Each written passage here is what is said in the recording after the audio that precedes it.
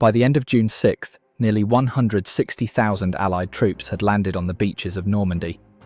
Roughly 4,400 of them were dead before the sun went down. The Allies didn't just send soldiers, they sent an armada. More than 5,000 ships and over 11,000 aircraft crossed the English Channel that night, carrying men, tanks, and enough ambition to open an entire second front against Nazi Germany. American factories alone had built over 88,000 tanks to make a day like this possible. American factories alone had built over 88,000 tanks to make a day like this possible, and none of it was cheap, and none of it was guaranteed to work.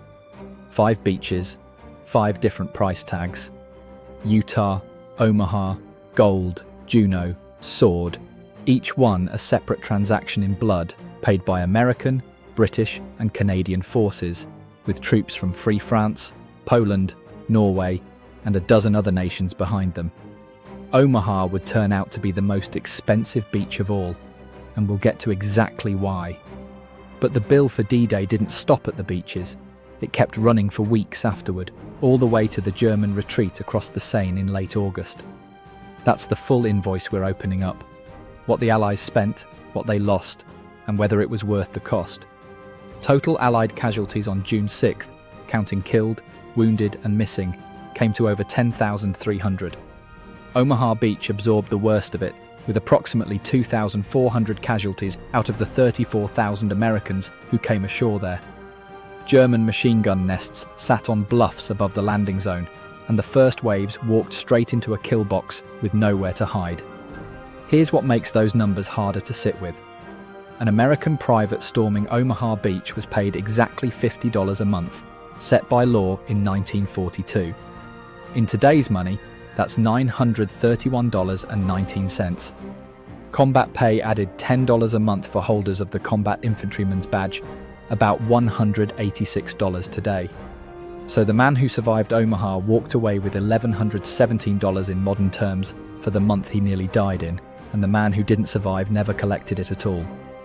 Now count the machines, because every single one of them had an exact price tag, even if it only lasted seconds in combat.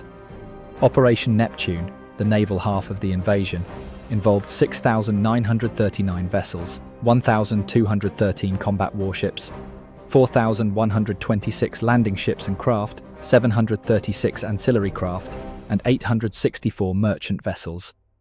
The Higgins boat, officially the LCVP, did the actual work of putting men on the sand. Higgins Industries built 20,094 of them under contracts worth about $700 million, which comes to $34,837 per boat. Adjusted for inflation, that's roughly $649,000 in today's money for one plywood and steel delivery craft. The bigger ships cost even more. A Liberty ship, the cargo vessel that hauled troops and tanks across the Atlantic, cost about $2 million to build in the 1940s, or roughly $46 million today. American shipyards completed 2,710 of them during the war. In the air, 11,590 Allied aircraft flew 14,674 sorties on D-Day, and the Allies lost 127 of them on the first day. A single B-17 bomber cost $238,329 to build in 1945. Adjusted for inflation, that's approximately $4,440,000 per aircraft, gone instantly if flak found its mark.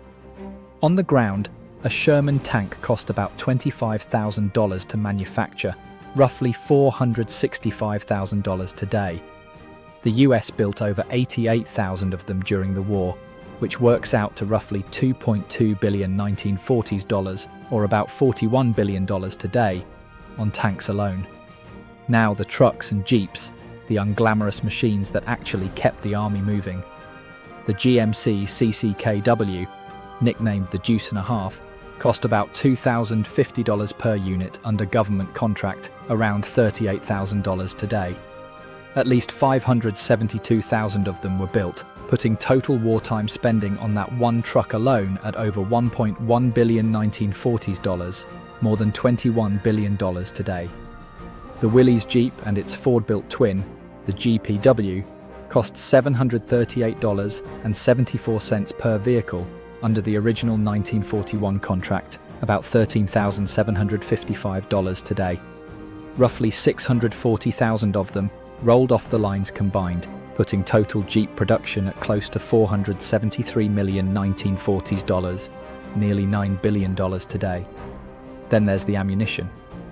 Nobody photographs 25 billion rounds of 30 caliber rifle ammunition produced by American factories during the war, on top of millions of artillery shells and mortar bombs fired ahead of and during the landings. Within 5 days of D-Day, 54,186 vehicles and 104,428 tons of supplies had already crossed onto the beaches, every gallon of fuel and crate of rations paid for out of that same wartime budget. So here's the final number. The United States spent $296 billion fighting World War II from 1941 to 1945. Adjusted for inflation, that's $4.1 trillion in today's money, an average of $3.44 billion a day for the entire war, all of it building and shipping and arming the men who landed at Normandy and everywhere else the war was fought. $296 billion then, $4.1 trillion now. And the invasion fleet that actually carried D-Day across the Channel, the 4,126 landing ships and craft of Operation Neptune, cost approximately $143,700,000 to build in 1944. Adjusted for inflation, that's approximately $2.68 billion today. $143 million then, $2.68 billion now. That's what it cost to put 160,000 men on 5 beaches on the morning of June 6, 1944. In the end, the Allies spent over 200,000 casualties, thousands of ships and planes and tanks, and trillions of dollars to put 1 foot back onto the European continent. It bought them Normandy, a road to Paris, and from Paris, a road to Berlin. Less than a year later, the war in Europe was over. By most accounts, even the people who paid the highest price would tell you it was worth it.